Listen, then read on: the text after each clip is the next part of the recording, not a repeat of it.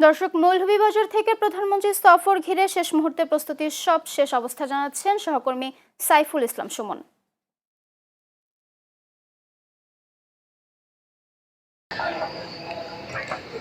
ধন্যবাদ সানজিদা আপনাকে। আপনি জানেন যে দুটি পাতার একটি কুড়ি দেশ এবং চায়ের রাজধানী খ্যাত মৌলভীবাজারে আগামীকাল বাংলাদেশের প্রধানমন্ত্রী জনাব তারেক রহমান তৃতীয় ধাপের যে ফ্যামিলি কার্ড বিতরণের যে উদ্বোধনী অনুষ্ঠান সেটিতে যোগদানের জন্য তিনি মৌলভীবাজার এবং শ্রীমঙ্গলে আসছেন।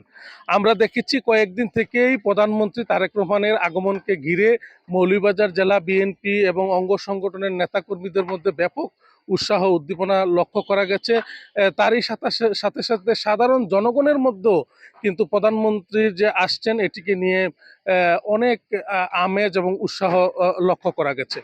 আমি বিভিন্ন নেতাকর্মীদের সাথে এবং স্থানীয় জনগণের সাথে কথা বলে যেটি জেনেছি যে তাদের দীর্ঘদিনের যে দাবি ছিল যে মৌলভীবাজারে একটি সরকারি বিশ্ববিদ্যালয় প্রতিষ্ঠা এবং শমশেরনগর বিমানবন্দর চালু এবং এই অঞ্চলের সার্বিক উন্নয়নে তারা যে দীর্ঘদিন বঞ্চিত ছিল, প্রধানমন্ত্রীর আগমনে সেটি ত্বরান্বিত হবে বলে তারা প্রত্যাশা করছেন।